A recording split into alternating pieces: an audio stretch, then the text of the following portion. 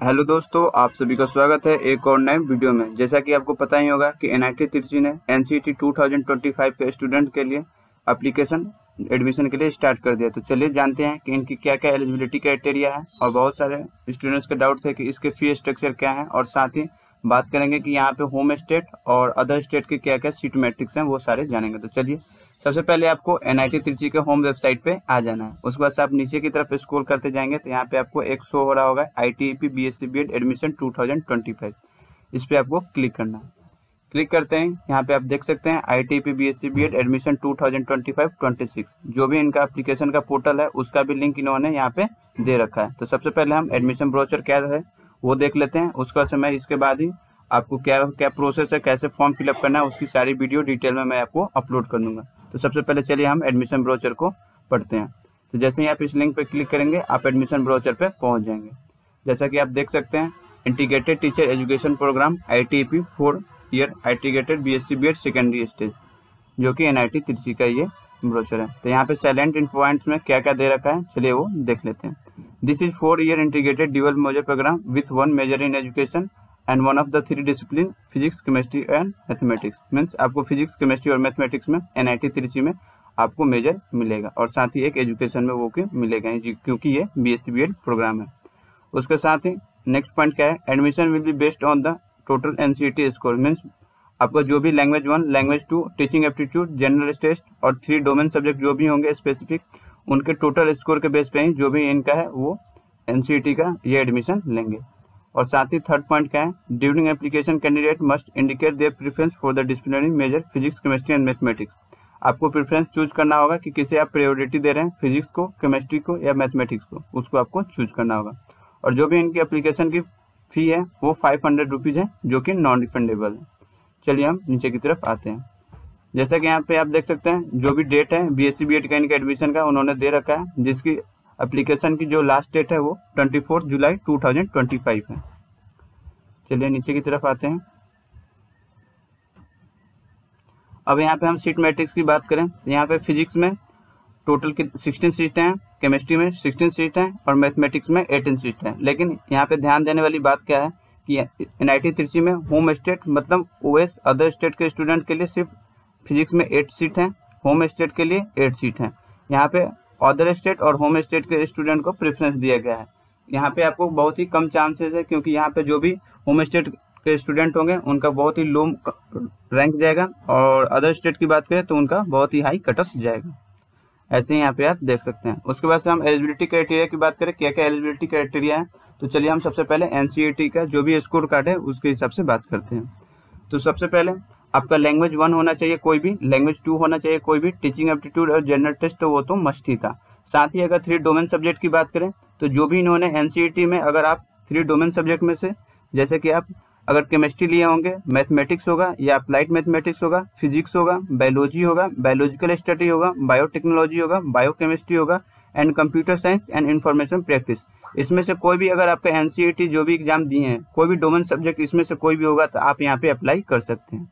उसके बाद से बात करें एजुकेशन क्वालिफिकेशन, ये तो हो गई आपकी NCERT स्कोर में कि आपने NCERT 2025 में क्या क्या डोमेन सब्जेक्ट रहना चाहिए वो हो गया। लेकिन अगर आपको क्लास 12 में मैथमेटिक्स, फिजिक्स एंड केमिस्ट्री है, आइदर बायोलॉजी और कंप्यूटर साइंस, तभी आप यहाँ पे फिलअप कर सकते हैं। जैसा कि आप देख सकते हैं, a pass in higher secondary +2 examination it's equivalent and recognized board in India with the flowing subject. Means आपको क्लास 12 में मैथमेटिक्स होना चाहिए या फिजिक्स होना चाहिए या केमिस्ट्री होना चाहिए एंड आइदर बायोलॉजी या कंप्यूटर साइंस आपका होना चाहिए, तभी आप यहाँ पे फॉर्म फिलअप कर सकते हैं। साथ ही मिनिमम मार्क्स क्या है वो देख लें। तो OBC NCL जनरल EWS के लिए 50% एग्रीगेट मार्क्स होना चाहिए क्लास 12 में, और SC ST के लिए वो भी 50% होना चाहिए। उसके बाद से नीचे की बात करें, इन एडिशन में बहुत ही अच्छी इन्होंने दे रखी है कि यहाँ पे कौन कौन से ईयर के स्टूडेंट अप्लाई कर सकते हैं। तो जैसा कि आप देख सकते हैं, क्लास 12 के जो भी है 2023 में अगर पास हुए होंगे, 2024 में पास हुए होंगे या 2025 में पास हुए होंगे तो वो यहाँ पे एलिजिबल है। साथ ही अगर हम एज क्राइटेरिया की बात करें तो एज क्राइटेरिया भी इन्होंने दे रखी है 1 अक्टूबर 2004 जनरल EWS और SC ST PWD के लिए इन्होंने 5 ईयर का रिलैक्सेशन दिया है, जो कि 1 अक्टूबर 1995 हो जाएगा। साथ ही इन्होंने at the time of admission क्या क्या डॉक्यूमेंट है, फिजिकल फिटनेस सर्टिफिकेट आपको प्रोवाइड करनी होगी, इन्होंने ये चीज़ मेंशन कर रखी है। साथ ही जो भी कैंडिडेट SC ST कैटेगरी का है तो इन्होंने जो भी दे रखी है फॉर्म, उसके हिसाब से इनका जो भी सर्टिफिकेट है वो आपको इनको प्रोवाइड करनी होगी। वैसे ही इन्होंने OBC NCL का भी दे रखी है कि 1 अप्रैल 2025 के बाद वाली होनी चाहिए। चलिए हम नीचे की तरफ जाते हैं। उसके बाद से एप्लीकेशन प्रोसेस के जैसे कि मैंने बता दिया था कि एप्लीकेशन फी 500 रुपीज़ है जो कि नॉन रिफंडेबल है। एडमिशन प्रोसीजर की बात करें तो इन्होंने जो भी आपकी फर्स्ट राउंड में अगर सीट आती है तो उस सीट को आपको एक्सेप्ट करना होगा सेकंड राउंड के आने से पहले। तो आपको सीट एक्सेप्ट करने के लिए फी कितनी देनी होगी? 10,000 रुपये देनी होगी general, OBC NCL and EWS category के लिए, और 5,000 रुपये की पेमेंट करनी होगी SC ST and PWD category के लिए अगर आप सीट एक्सेप्ट करते हैं। जैसे कि अगर आपका फर्स्ट जो भी आया उसमें अगर आपका नाम आ गया है तो आपको सेकंड राउंड के आने से पहले आपको सीट एक्सेप्ट करनी होगी। उसके लिए आपको 10,000 रुपीज़ की पेमेंट करनी होगी for general OBC NCL and 5,000 की SC ST PWD कैटेगरी के लिए करनी होगी।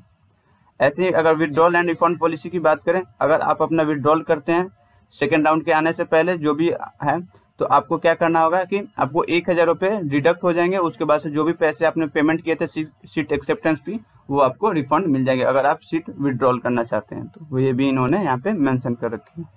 चलिए हम नीचे की तरफ देखते हैं क्या क्या इंपॉर्टेंट पॉइंट्स हैं। फी स्ट्रक्चर की बात करें तो फी स्ट्रक्चर पे जैसे ही आप क्लिक करेंगे यहाँ पे आप देख सकते हैं institute fee structure for 2025 admission batch course BSc BEd। और ये जो फर्स्ट आप PDF देख रहे हैं ये कैटेगरी किसके लिए है? ओपन, EWS, OBC और NCL के लिए है। तो सबसे पहले हम देख लेते हैं ट्यूशन फी कितनी है। तो ट्यूशन फी की बात करें तो वो है 50,000 रुपीज़ है ओपन, EWS, OBC, NCL के लिए। और साथ ही एनुअल फी की बात करें तो एनुअल फी आप यहाँ पे देख सकते हैं टोटल है 25,150 रुपीज़। और उसके बाद से जब आप एडमिशन कराने जाते हैं तो 1 टाइम फी लगती है जो कि आपको 4 ईयर में 1 टाइम पहली बार ही लगती है जब आप एडमिशन कराने जाते हैं। तो वो टोटल फी कितनी है? 35,300। तो इट्स मीन्स अगर आप एडमिशन कराने जाते हैं NIT त्रिची में, अगर आप open, EWS, OBC, NCL category से बिलोंग करते हैं तो टोटल आपको 1,10,450 रुपीज़ आपको इंस्टीट्यूट की फीस देनी होगी।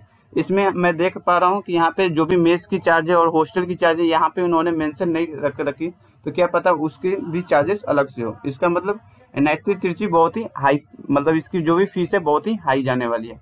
ऐसे ही अगर हम सेकंड सेमेस्टर की बात करें तो सेकंड सेमेस्टर में आपको कोई भी एनुअल फी नहीं देनी होगी क्योंकि एनुअल फी साल में एक ही बार देनी होती है जो कि आपने एडमिशन के टाइम दे दिया तो उस वक्त आपको सिर्फ ट्यूशन फी पेमेंट करनी होगी, वो है 50,000 रुपीज़।